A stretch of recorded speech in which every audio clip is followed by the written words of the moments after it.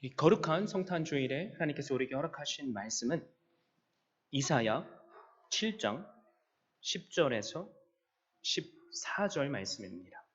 여호와께서 또 아하스에게 말씀하여 이르시되 너는 내 하나님 여호와께 한 징조를 구하되 깊은 데에서든지 높은 데에서든지 구하라 하시니 아하스가 이르되 나는 구하지 아니하겠나이다. 나는 여호와를 시험하지 아니하겠나이다 한지라. 이사야가 이르되 다윗의 집이여 원하건대 들을지어다.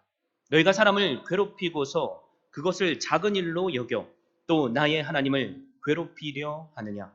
그러므로 주께서 친히 징조를 너희에게 주실 것이라. 보라 처녀가 잉태하여 아들을 낳을 것이요 그의 이름을 임마누엘이라 하리라. 아멘. 오늘 주신 말씀을 통해서 임마누엘이라는 제목으로 말씀을 증거하고자 합니다. 하나님의 말씀인 성경의 중심 주제는 죄악에 빠진 인류를 구원하신다는 하나님의 약속입니다. 죄악에 빠진 인류를 구원하시겠다는 하나님의 약속. 이 구속사의 관점에서 세상을 보면 하나님께서 죄인된 인간을 먼저 사랑하셨고 공통적인 방식을 통해서 구원하셨다는 것을 우리는 알게 됩니다. 그것은 바로 한 아이를 이 땅에 보내시고 또 하나님의 때까지 양육하셨으며 구원하셨다는 것입니다. 이스라엘 백성들이 자신들의 조상이라고 자부하는 아브라함을 보십시오. 아브라함은 우상을 섬기던 가정에서 태어났습니다. 그런데 하나님은 이 아브라함이라는 아이를 어른이 되기까지 양육하셨고 또 하나님의 완전하신 때에 불러주셨으며 약속의 땅으로 인도해 주셨습니다. 그리고 아브라함을 통해서 믿는 자들의 대표라고 할 수 있는 이스라엘의 구원하심의 역사가 시작되게 하셨습니다. 여러분 출애굽의 대장정을 보십시오. 모세가 하나님의 뜻 가운데 태어나서 이스라엘 백성들을 구원하죠. 여호수아를 또 하나님의 계획 가운데 태어나게 하셔서 모세 뒤를 이어서 이스라엘 백성들을 구원하게 하셨습니다. 한나를 통해서 사무엘이 태어나게 하셨고 또 믿음의 한 가정에서 삼손이 태어나게 하셨으며 또 신약에 이르면 하나님의 때에 주님께서 오실 것을 예표하고 준비하는 세례 요한이 태어나게 하셨습니다. 이처럼 성경 속에는 한 아이를 택하시고 구원하시는 하나님의 놀라우신 구속사의 역사가 들어있습니다. 오늘 본문 말씀도 마찬가지죠. 이스라엘이 어려움을 당할 때에 하나님은 이사야 선지자를 통해서 이렇게 말씀하셨습니다. 14절이죠. 그러므로 주께서 친히 징조를 너희에게 주실 것이라. 보라 처녀가 잉태하여 아들을 낳을 것이요 그의 이름을 임마누엘이라 하리라. 우리는 이 말씀을 지금까지 수도 없이 들었기에 이 말씀이 장차 700년 후에 오실 예수 그리스도를 이 땅에 보내주실 것을 예언하는 말씀이라는 것을 알고 있습니다.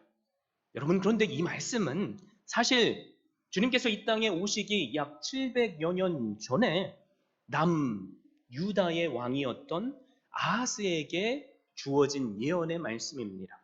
오늘 본문의 말씀의 배경을 보려면 우리는 7장 말씀을 보아야만 합니다. 화면에 보면 지도가 나오죠. 지도에서 볼 수 있듯이 이 시기에는 이스라엘이라는 나라가 북이스라엘과 남유다로 갈라져 있었습니다. 북쪽은 10지파로 나뉘어져 있었고 그 이름은 이스라엘이라고 합니다. 남쪽은 2지파로 이루어졌으며 그 나라의 이름은 남유다라고 합니다. 오늘 말씀은 아람 나라와 북쪽 이스라엘이 동맹을 맺고 남쪽 유다를 침공하는 내용입니다. 새로 남유다의 왕 아하스가 세워졌습니다. 당시 신생 강대국이라고 할 수 있는 아수르라는 나라의 친화적인 정책을 폈기 때문에 아수르를 반대하고 동맹을 맺었던 아람 나라와 북이스라엘이 위기의식을 느끼게 됩니다. 그래서 아람과 북이스라엘이 동맹을 하고 함께 군대를 이끌고 예루살렘에 쳐들어왔습니다. 마치 한국의 상황, 북한과 중국이 편을 먹고 남한을 위협하는 것처럼 말이죠. 역대하 28장에 보면 하루 만에 유다 용사 12만 명이 죽었다고 성경은 말합니다. 20만 명이 사마리아, 북이스라엘의 수도로 끌려갔다고 말합니다. 아람 왕 르신과 이스라엘 왕 베가가 그리고 또 지금 연합해서 예루살렘을 치려고 포위하고 있습니다. 자, 우리는 지금 이 시점을 통해서 왜 하나님께서 함께 하시겠다고 약속하셨던 유다라는 나라가 이런 참혹한 비극에 처해 있는지에 대해서 먼저 알아야만 합니다. 아하스가 20살의 왕이 되었습니다. 16년 동안을 남유다를 치리하면서 역대하 28장에 보면 자기 아들을 흰놈의 아들 골짜기에서 분양하는 일을 벌입니다. 자기 아들을 제물로 우상하게 바치는 말도 안 되는 일을 하고 있는 거죠. 열왕기하 16장에 보면 아하스 왕이 아수르 왕 디글랏 빌레셋을 만나러 다메섹으로 가게 됩니다. 그리고 다메섹에 웅장하게 세워져 있는 우상의 신상과 단을 보면서 예루살렘으로 돌아와서 제사장들에게 다메섹에 있는 우상의 신상과 그 배열대로 성전을 재배치하라고 요구해버렸습니다. 무슨 말입니까? 하나님만을 섬겨야 하는 나라가 왕이 하나님을 떠나고 우상을 숭배했다는 말입니다. 그래서 역대하 28장 19절에 보면 이는 이스라엘 왕 아하스가 유다에서 망령되이 행하여 여호와께 크게 범죄하였으므로 여호와께서 유다를 낮추심이라 라고 선포합니다. 하나님께서 지금 주변에 있는 나라들을 통해서 유다를 낮추셨다는 말입니다. 그 이유는 유다의 왕과 모든 백성들이 하나님을 떠나버렸고 범죄했으며 우상 숭배했기 때문입니다. 그래서 오늘 우리가 읽지는 않았지만 이사야 7장 2절에 보면 왕의 마음과 그의 백성의 마음이 숲이 바람에 이리저리 흔들림 같이 흔들렸다고 선포합니다. 지금 내 눈앞에 펼쳐진 상황이 격렬하게 불타오르는 불처럼 내가 살고 있는 예루살렘 성을 포위하고 있었다는 말입니다. 언제든 내가 타버릴 수밖에 없는 그 상황에 아하스는 유다의 모든 백성들은 지금 두려움에 떨고 있습니다. 사랑하는 성도 여러분, 이들이 지금 두려움에 떨고 있는 이유가 무엇입니까? 많은 분들이 이스라엘과 아람 나라의 연합군이 이스라엘을, 예루살렘을 침공했기 때문이다 라고 대답하실 것입니다. 여러분, 성경이 그런데 말하고자 하는 이 두려움은 단순히 전쟁에 대한 두려움만이 아닙니다. 하나님의 백성이 하나님을 믿지 않고 있기 때문에 이 불신앙으로 오는 두려움이었습니다. 여러분, 이사야 37장을 보면 아하스 왕의 아들이죠. 히스기야가 왕이 되었을 때 아수르 군대가 18만 5천 명씩이나 동원해서 예루살렘을 포위해 버렸습니다. 이때도 성경은 뭐라고 말하죠? 그들이 이사야에게 이르되 히스기야의 말씀에 오늘은 환난과 책벌과 능욕의 날이라 아이를 낳으려 하나 해산할 힘이 없음 같도다. 상황은 똑같죠? 사시나무 떨듯 두려워할 수밖에 없는 상황입니다. 그런데 히스기야는 아버지처럼 행동하지 않았습니다. 옷을 찢고 굵은 베옷을 입고 여호와의 성전에 들어가 무릎을 꿇고 기도합니다. 그리고 하나님의 종 이사야에게 자신과 백성들을 위해서 기도해 달라고 간청합니다. 그럴 때 하나님께서 이사야를 통해서 뭐라고 응답해 주십니까? 이사야 37장 7절 말씀을 보니까 보라 내가 영을 그의 속에 두리니 그가 소문을 듣고 그의 고국으로 돌아갈 것이며 또 내가 그를 그의 고국에서 칼에 죽게 하리라 하셨느니라 라고 선포합니다. 지금 예루살렘 성을 둘러싸고 있는 적군의 왕의 그 마음속에 악한 영을 부어서 두렵게 만들고 고국으로 돌아가게 하실 거라는 거죠. 그리고 말씀대로 고국에서 배신자의 칼에 찔려서 비참한 죽음을 맞게 하셨습니다. 사랑하는 성도 여러분, 오늘 주신 하나님의 말씀을 통해서 우리가 깨달아야 할 것이 무엇입니까? 우리 앞에 산적한 여러 문제들이 있을 수 있죠. 여러분, 그런데 진정한 위기와 문제는 나를 두렵게 만드는 상황이 아닙니다.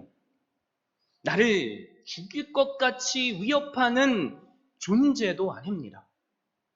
무엇입니까? 그 가운데 여전히 나와 함께 하시는 하나님을 믿지 못하는 내 불신앙이 문제입니다. 그래서 하나님은 아람과 북이스라엘마저도 사용하셔서 유다 왕 아하스와 그리고 유다 백성들의 범죄함을 깨우쳐 주시기 위해서 예루살렘을 포위하고 계셨습니다. 그리고 하나님께 돌아올 기회를 주셨습니다. 사랑하는 성도 여러분, 우리의 인생 가운데에서도 여러 가지 문제가 있을 수 있죠. 나를 위협하는 사람이 있을 수 있고 상황이 있을 수 있습니다. 그게 재물이든 그게 인간관계든 그럴 때 우리는 불평하는 것이 아니라 모든 상황 가운데 여전히 지금도 살아서 역사하시는 임마누엘의 하나님, 나와 함께 하시는 하나님을 바라볼 수 있기를 바랍니다. 그리고 히스기야 왕처럼 하나님께 무릎으로 간구할 수 있기를 바랍니다. 나의 죄를 깨닫게 하신다면 그 죄의 문제마저도 회개하고 하나님께 믿음으로 나아갈 수 있기를 바랍니다. 그럴 때 하나님은 히스기야 왕을 살려주셨던 것처럼 우리의 기도도 응답하시며 또 우리를 구원해 주실 줄 믿습니다. 하나님께서 지금 이사야를 통해서 아하스 왕에게 기회를 주신다는 거죠. 3절에 보니까 하나님께서 선지자 이사야에게 너의 아들 스알 야숲을 데리고 아하스를 만나라고 하셨습니다. 자, 그렇다면 도대체 왜 하나님은 스알 야숲을 이사야와 함께 가게 하셨을까? 우리는 그 답을 본문을 통해서 찾아야만 합니다.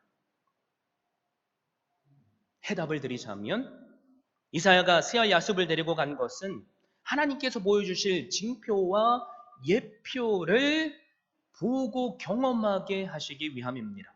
그래서 이사야 8장 18절에 보면 이렇게 선포하죠. 보라 나와 및 여호와께서 내게 주신 자녀들이 이스라엘 중에 징표와 예표가 되었나니 이는 시온산에 계신 만군의 여호와께로 말미암은 것이니라. 자, 그렇다면 스알 야습이 무슨 예표가 되는가?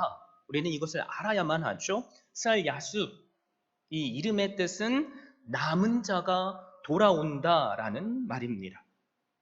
이스라엘 백성들 가운데 다윗의 왕조를 잇는 유다 백성들 가운데 하나님께서 주신 약속을 저버리고 범죄하는 일들이 전 나라 가운데 일어날지라도 하나님은 그 가운데 하나님의 사람을 남은 자들로 예비하시고 그들을 통해서 구원의 역사를 행하신다는 것을 징조로 보여주시기 위함이라는 말입니다.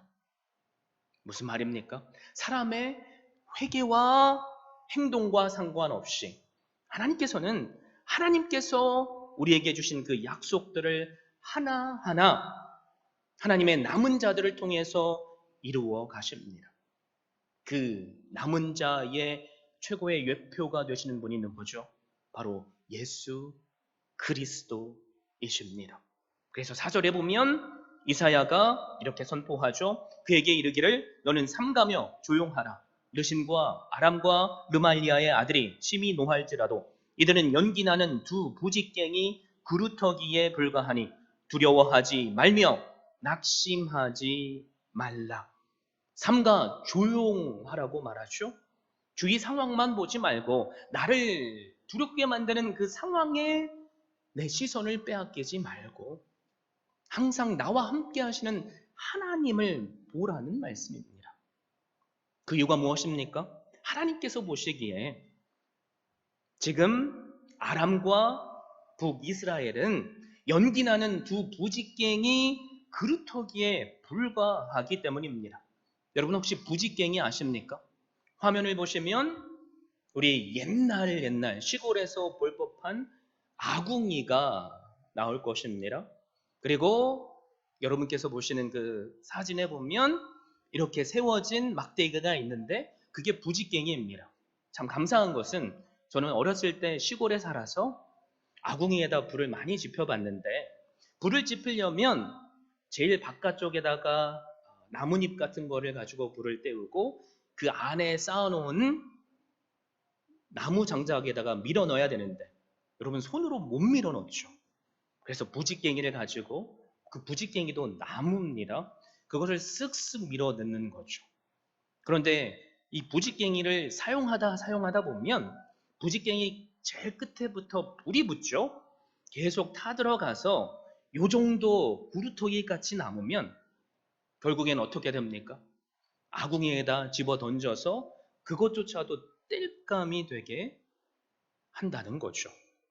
여러분, 하나님께서 북이스라엘과 아람이라는 나라를 쓰셔서 부직갱이처럼 사용하신다는 거죠.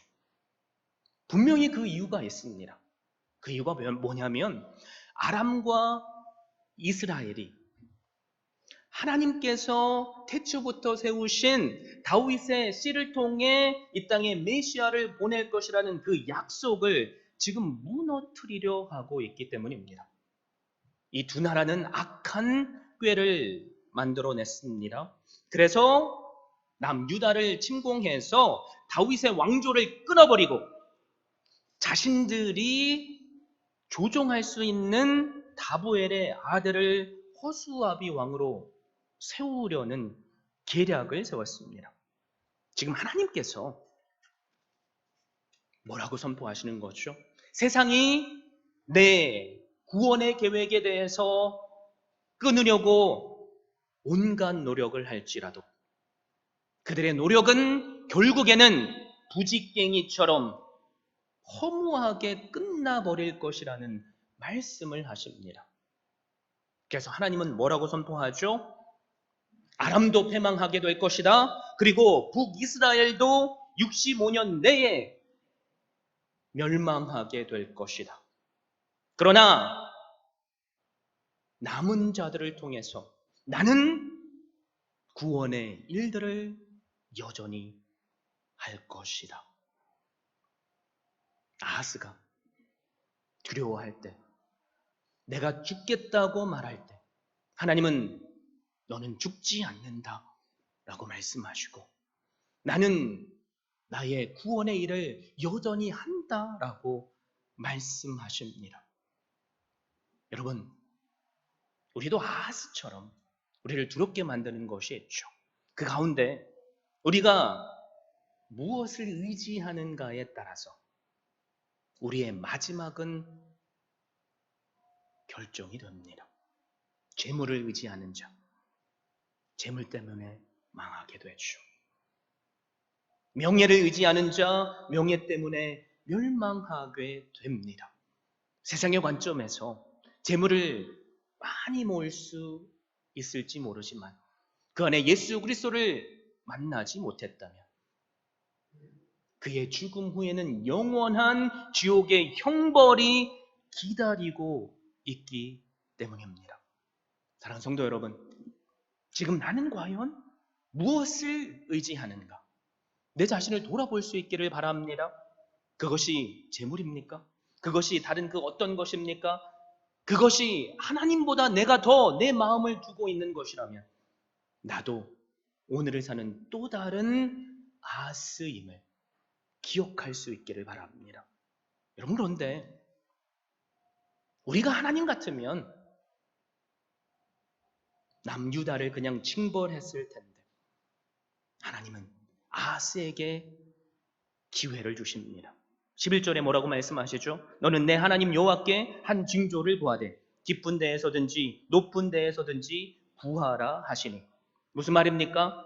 하나님께 기도하라는 말씀이죠. 그 기도하는 가운데 너희의 죄를 깨닫고 회개하라는 말씀입니다. 너는 지금 나를 신뢰하지 못한다. 그래서 너의 마음을 꽉 채우고 있는 것은 너를 죽음으로 문다고 생각하는 적군의 칼이다. 그러나 네가 무릎을 꿇고 나에게 기도한다면 나는 지금 이 순간에도 너와 함께하고 있으니 임마누엘의 하나님이 되어줄 것이다. 그런데 아하스가 뭐라고 고백하죠? 나는 구하지 아니하겠나이다. 나는 여호와를 시험하지 아니하겠나이다. 얼핏 보면 지금 아하스의 반응이 굉장한 믿음의 반응인 것 같죠? 구하라고 하시는데 하나님 저 구하지 않겠습니다 라고 말하는 것처럼 범죄함이 어디 있겠습니까? 하나님보다 내 생각을 더 위로하는 교만이 되기 때문입니다. 여러분, 그런데 지금 이 상황, 내가 아하스라면 썩은 동학줄이라도 붙잡아야 되지 않겠습니까? 지금 내가 죽을 상황인데, 그런데 아하스는 구하지 않겠습니다 라고 말하고 있습니다. 여러분, 그 이유가 무엇이겠습니까? 하나님을 전적으로 신뢰해서가 아니라 사실 아하스에게는 다른 믿는 구석이 있었기 때문입니다. 열왕기하 16장, 역대하 28장을 보면 아하스는 이사야의 말을 듣지 않았습니다. 아수르 왕 디글랏 빌레셋에게 사제를 보내서 나는 당신의 신하입니다, 당신의 아들입니다 라고 온갖 아첨을 하고 성전의 금과 은 보물을 그에게 바쳤습니다. 그리고 도와달라고 요청을 하죠. 처음에는 아수르 왕 디글랏 빌레셋이 도왔다고 성경은 말합니다. 그런데 결국에는 어떻게 되었습니까? 역대하 28장 20절에 보면 결국은 아수르 왕 디글랏 빌레셋이 돕지 아니하고 도리어 그를 공격하였더라 라고 말씀합니다. 믿는 구석이 있는데, 그래서 아수르 왕의 도움을 청했는데 처음은 도와주는 것처럼 했지만 결국에는 예루살렘까지 공격하고 모든 것을 다 빼앗아 갔다는 말입니다. 그리고 계속해서 아하스를 고통스럽게 했으며 결국 아하스는 자신이 믿고 있는 아수르에 의해서 고통받는 가운데 비참한 죽음을 당했습니다. 우리도 마찬가지죠. 우리가 믿는 하나님은 우리의 눈에 보이지 않습니다. 그러니까 우리는 눈에 보이는 것들을 더 의지하려고 하죠. 내가 일터에서 열심히 일하지 않으면 내일 굶을 줄 압니다. 부자 부모님이 있으면 어려운 상황에 부모님을 더 의지하려고 합니다. 내 주변에 권력이 있는 사람이 있으면 그 사람을 더 의지하려고 합니다. 내가 열심히 일해도 하나님께서 내 재물을 걷어가시면 우리는 하루아침에 불행한 인생이 될 수밖에 없습니다. 내가 아버지, 어머니를 부자로 두었을지라도 하루아침에 그 내가 의지하는 부모마저도 가난에 처하게 세상은 만들 수 있습니다. 내가 그렇게 의지하는 권력자라고 할지라도 그 권력자는 사실 나를 돕는다고 말하면서 나를 이용할 수 있습니다. 그러니까 우리는 내가 무엇을 의지하는가가 내 인생을 결정한다는 것을 알아야만 합니다. 아하스는 하나님께서 기회를 주실 때 그 징조를 분명히 구해야만 했습니다. 그러나 구하지 않았습니다. 우리가 하나님이라면 이 아하스를 포기했을 법한도 한데 하나님은 포기하시지 않으시죠. 그리고 우리가 너무나도 잘 알고 있는 14절 말씀을 주십니다. 그러므로 주께서 친히 징조를 너에게 주실 것이라 보라 처녀가 잉태하여 아들을 낳을 것이요 그의 이름을 임마누엘이라 하리라. 이게 무슨 말입니까? 내 말을 너는 믿을 수 없겠지만 그래서 네가 구하지 않아도 그러나 나는 한 가지 징조를 너에게 보여줄 것이다. 처녀가 잉태해서 아들을 낳을 것인데 그 이름을 하나님이 함께 하신다 임마누엘이라고 할 것이다. 이 말씀 아하스가 들었을 때 어떤 기분이었겠습니까? 지금 당장 하나님께서 우박을 내리시고 천재지변을 통해서 적군들을 다 쓸어버리시겠다고 하셨으면 그나마 믿을 텐데 무슨 말도 안 되는 말씀을 하실까라고 생각했겠죠. 그런데 이 말씀을 우리가 믿을 수 있다면 우리는 사실 하나님의 모든 말씀을 믿을 수 있습니다. 한번 생각해 보십시오. 하나님께서 내가 지금 천재지변을 통해서 적군을 다 물리쳐 줄게 라고 말씀하시는 것과 처녀가 남편도 없이 아이를 낳게 할 것이다 라는 그 말씀 두 가지를 비교해서 뭐가 더 믿기 쉽습니까? 천재지변을 통해서 너를 구원해 줄 것이다 라는 것이 더 믿기 쉽죠. 이것을 반대로 생각해 보자면 하나님께서 불가능한 일, 처녀를 통해서 아이가 태어나게 하실 것이라는 것을 네가 믿을 수 있다면 네 앞에 수천, 수백만의 적군이 너를 둘러싸고 있을지라도 너는 여전히 나를 믿고 의지할 수 있다라는 말씀입니다. 여러분, 이 말씀대로 700여 년이 지나서 하나님께서 우리를 향한 놀라운 구원의 일을 행하셨죠. 천사를 요셉에게 마리에게 보내주시면서 오늘 우리가 읽은 이사야 7장 14절을 인용하면서 메시아 예수 그리스도가 이 땅에 오셨음을 세상으로 알게 해 주셨습니다. 여러분, 그런데 우리는 자꾸 하나님의 구원의 모든 일하심을 인간의 기준으로 판단합니다. 그래서 문제죠.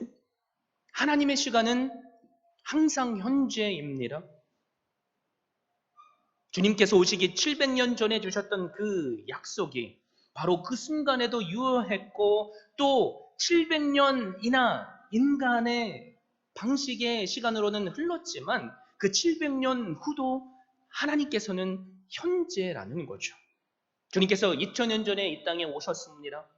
그리고 오늘을 사는 우리에게도 오늘 주신 말씀으로 동일하게 선포하십니다. 네가 처녀를 통해서 한 아이가 이 땅에 보내졌음을 믿는다면, 그것을 믿을 수 있다면 너는 2700여 년 전이 아니라 2000년 전이 아니라 지금 살아서 너에게 말씀하시는 하나님을 경험할 수 있다고 말입니다. 아스를 보십시오. 2700여 년 전에 이사야라는 종을 통해서 오늘 이 강단을 통해서 우리가 말씀을 듣는 것처럼 말이죠. 살아계신 하나님의 말씀을 들었습니다. 임마누엘, 아하스와 함께 하시는 하나님의 말씀이죠. 그 말씀에 아하스가 믿음으로 반응하고 또 순종하고 징조를 구하며 회개했다면 하나님은 아하스마저도 히스기야를 구원해 주신 것처럼 구원해 주셨을 것입니다. 2000년 전에 이 땅에 오신 예수 그리스도도 마찬가지죠. 요셉의 믿음을 통해서, 마리아의 믿음을 통해서 이 땅에 임마누엘로 임하시는 예수 그리스도를 세상은 경험하게 되었습니다. 자, 오늘도 마찬가지죠. 오늘도 하나님은 살아계셔서 2700년 전에 말씀하신 그 똑같은 말씀을 우리에게 주십니다. 그리고 우리로 그것을 믿으라고 하십니다. 하나님의 살아계신 오늘을, 현재를 사는 말씀을 통해서 말이죠. 우리가 이 현재 우리와 함께 하시는 임마누엘의 하나님을 경험할 수 있다면, 오늘 나를 구원하시는, 내 문제를 초월하게 하시는 그분의 능력을 체험할 줄 믿습니다. 그래서 주님께서 이 땅에 오셔서 우리를 구원하시기 위해 십자가를 지시고 부활하신 후에 선포하신 말씀이 있죠. 마태복음 28장 19절 20절 말씀이죠. 그러므로 너희는 가서 모든 민족을 제자로 삼아 아버지와 아들과 성령의 이름으로 세례를 베풀고 내가 너에게 분부한 모든 것을 가르쳐 지키게 하라. 볼지어다 내가 세상 끝날까지 너희와 어떻게 해요? 항상 함께 있으리라 하시니라. 임마누엘의 뜻이 무엇입니까? 하나님께서 지금 나와 함께 하신다는 말씀이죠. 아하스, 이사야에게 주어진 말씀을 통해서 하나님은 아하스에게도 함께 하셨습니다. 2000년 전에 오셨던 그 주님께서 제자들과 함께 하셨습니다.